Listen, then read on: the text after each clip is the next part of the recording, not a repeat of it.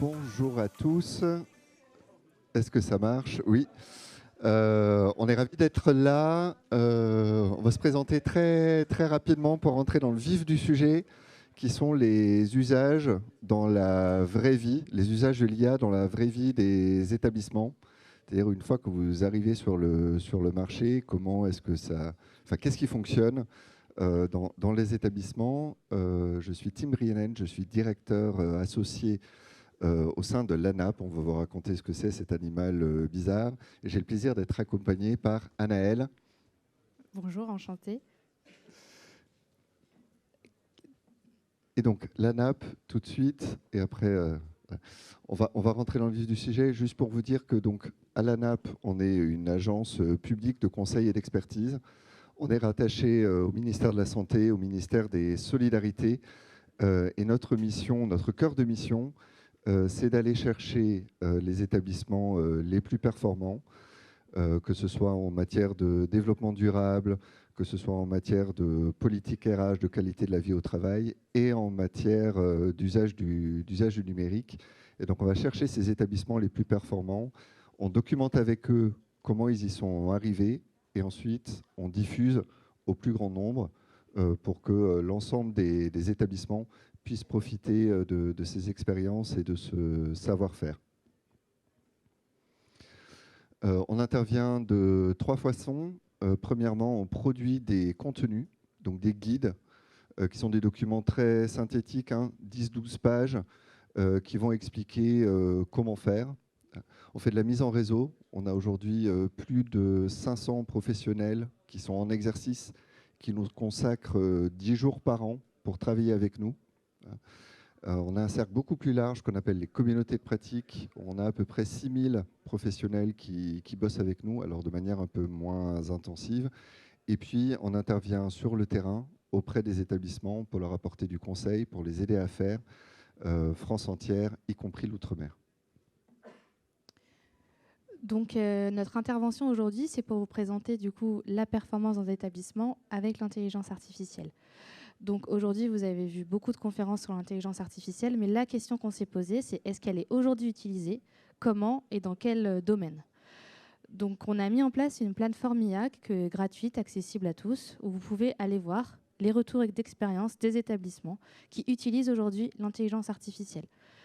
Donc notre objectif, c'est de rassembler des IA qui sont déployées. On ne prend pas des intelligences artificielles en POC ou qui ne sont pas encore diffusables à d'autres établissements. On met en avant les retours utilisateurs. Donc, on se parle d'utilisateur à utilisateur pour qu'un médecin chirurgien qui utilise une IA puisse expliquer à un autre pourquoi il l'utilise, sur tous les thèmes variés. Donc, aujourd'hui, on a des intelligences artificielles en organisation, comme vous pouvez le voir, en prise de décision, en automatisation, bref, dans plein de domaines. L'IA, ce n'est pas que dans l'imagerie. On en a aujourd'hui dans les fonctions support, on en a notamment dans les fonctions RH, on va en parler tout à l'heure. Et donc, c'est au cœur des établissements, ça aide à prendre des décisions. Donc, les personnes qui vont vous dire que l'IA, c'est le futur, ce n'est pas vrai. Aujourd'hui, sur notre plateforme, on a à peu près 50 solutions différentes qui sont référencées, utilisées au quotidien par des professionnels. Donc, évidemment, notre plateforme, ce n'est pas un listing exhaustif, on ne les a pas encore tous. On n'a pas notamment listé toutes les IA d'imagerie, justement. Ce n'est pas une certification. Et surtout, on ne met pas des IA, notamment des IA en recherche. C'est encore un petit peu tôt. Notre objectif, c'est vraiment que ça soit diffusable. Si on passe à la suivante. Donc, comme je vous le disais, aujourd'hui, on en a 47 dans des établissements de toute taille. On pourrait se dire que l'IA, c'est que dans les CHU, dans les gros OG au niveau médico-social. Ce n'est pas vrai. On en a vraiment dans des petits hôpitaux, dans des EHPAD privés isolés. Donc, notre rôle, c'est de vérifier que c'est de l'intelligence artificielle, de vérifier que c'est diffusable à d'autres établissements et de mettre en avant les avantages de ces solutions au quotidien pour les professionnels. Donc, ce que je vous propose, c'est d'entamer directement le vif du sujet et de parler de différentes IA qu'on a mis sur notre plateforme. Je ne vais pas vous parler des 47, mais vraiment, mon objectif aujourd'hui, c'est de vous montrer que c'est dans tout domaine différent. Et qu'avant, on parlait beaucoup d'IA en imagerie, j'insiste vraiment sur ce point. Et en réalité, aujourd'hui et dans le futur, il y en aura vraiment dans tous les domaines de l'hôpital et du médico-social. Donc la première, qui est une IA qu'on a mis sur la plateforme cette année, c'est une IA qui va permettre de révolutionner la planification du bloc opératoire. Donc pour ceux qui sont un peu néophytes du bloc opératoire, une planification de vacances pour vous, c'est beaucoup plus simple qu'une planification de bloc opératoire. Vous devez regarder des règles réglementaires, mais en termes de personnel, en termes de compétences. Vous avez 3000 interventions différentes dans un établissement, dans un gros établissement. Vous devez regarder si les chirurgiens s'entendent bien avec l'infirmière, s'ils s'entendent bien avec l'anesthésiste, quel paire marche le mieux, est-ce qu'il n'y a pas de taux de débordement de certaines opérations. Bref, c'est un vrai casse-tête. Et aujourd'hui, dans les établissements, ça prend à peu près un temps plein d'une cadre.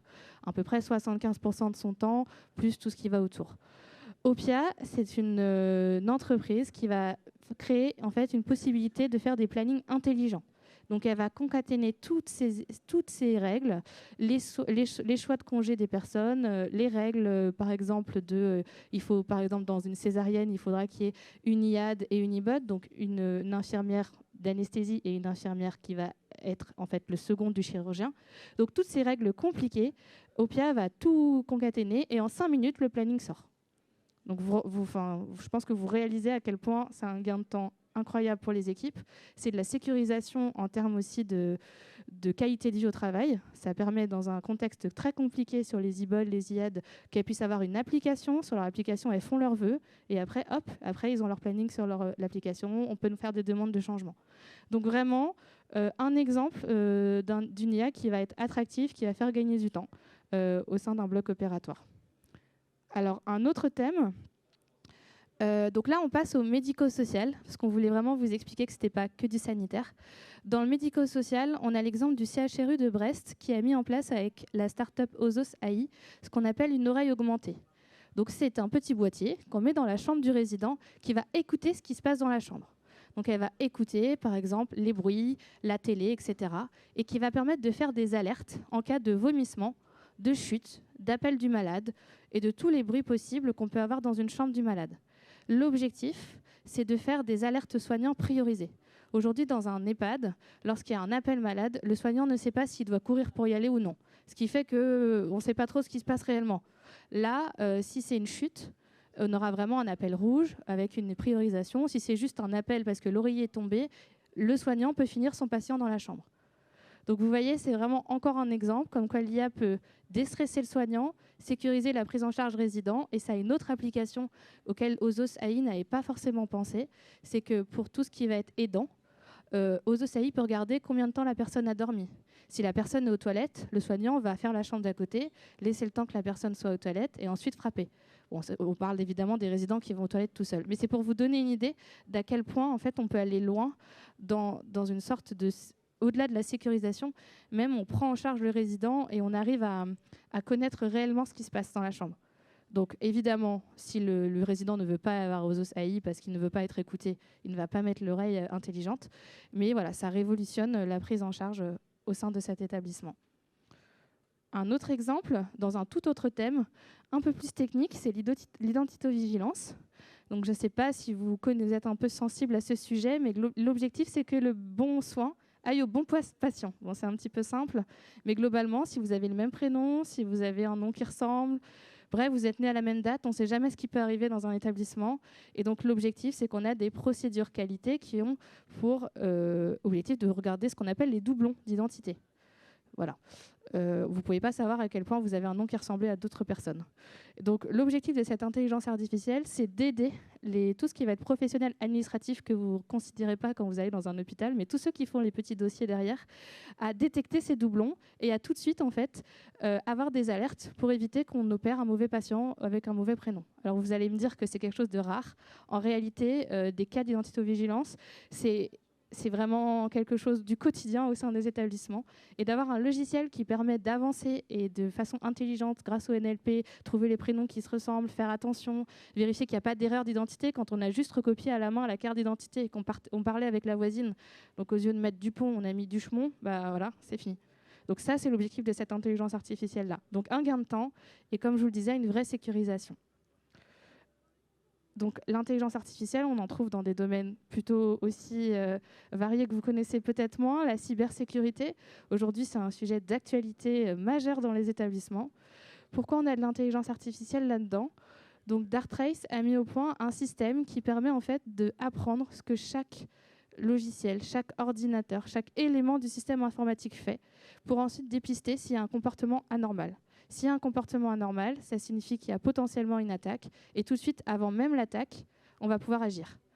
Donc là, on est sur un système un thème qui est moins connu, mais qui permet, dans un établissement où le budget de l'informatique n'est pas forcément très important et on a des équipes qui ne sont pas très bien formées à la cybersécurité encore, avoir une vision en temps réel de ce qui se passe sur l'établissement. Donc là aussi, un gain de temps, mais surtout une sécurisation. Et allez, je vais vous en présenter une dernière, dans un thème où j'ai fait exprès de ne pas vous mettre d'imagerie.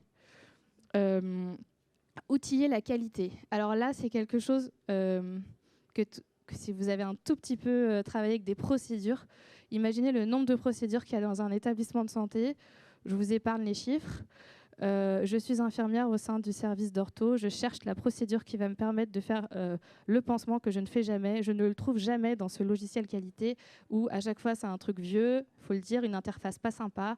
Bref, je cherche ma question, je ne trouve jamais. Tant pis, je fais le pansement et tant pis pour la procédure. Donc ça, on essaye d'éviter.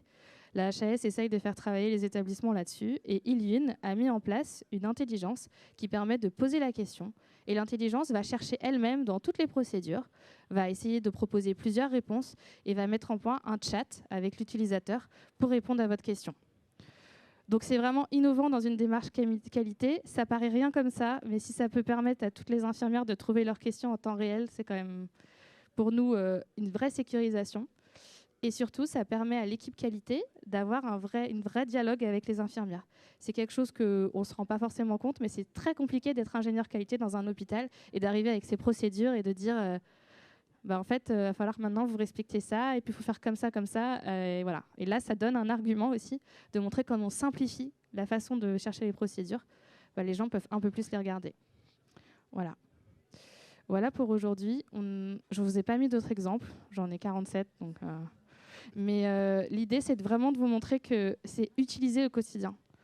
Donc, voilà, si vous avez d'autres exemples qu'on n'a pas sur la plateforme, n'hésitez pas, on a un petit bouton, vous pouvez nous proposer les projets. Et puis, je suis sûre que dans 1 an ou 2, il y aura encore plus que 47 projets sur la plateforme. Voilà, je pense que vous avez un petit mot de fin. Oui, ce qu'on a essayé de mettre en valeur ici, ce sont des choses qui ne sont pas très sexy. L'ambition, c'est souvent on va guérir le cancer, on va trouver le remède miracle grâce à l'intelligence artificielle. Nous, on est vraiment convaincus qu'il y a énormément de valeur dans ces solutions-là qu'on vous propose aujourd'hui, qui répondent à des vrais enjeux du quotidien et où la technologie est déjà là, est déjà mûre. Je pense qu'il y a un certain nombre parmi vous ici qui ont des projets de start-up ou des idées innovantes. Prenez en compte ce facteur-là plutôt que de se concentrer sur la paillette. Concentrez-vous sur qu'est-ce qui aujourd'hui pose problème dans les établissements. Et le principal problème dans les établissements aujourd'hui, c'est le temps. Donc si vous avez des solutions qui permettent de faire gagner du temps, qui permettent d'améliorer la gestion du temps dans les établissements, c'est une mine d'or.